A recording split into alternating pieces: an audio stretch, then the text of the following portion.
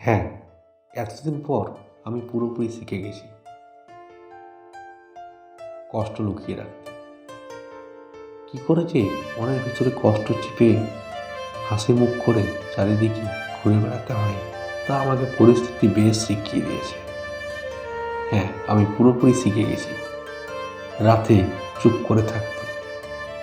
যারা বলে না যে কোনো সময় আমাকে ফোন করিস যে কোনো প্রয়োজনে, আজ তাদেরকে ফোন করতে যেন ভয় লাগে।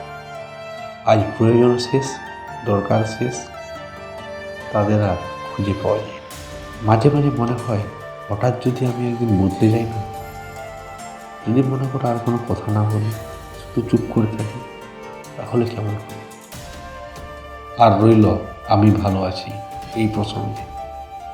ভালো আছি বলতে বলতে সবাইকে আসল ভালো থাকাটাই যে কেমন হয় সেটাই ভুলে গেছি। সবাই জিজ্ঞেস করে, কী রে কেমন আছিস? আমি ভালো আছি। ভালো আছিটা যে কেমন হয় সেই জিনিসটাও বুঝতে গেলে প্রথমে ভালো থাকতে হয়।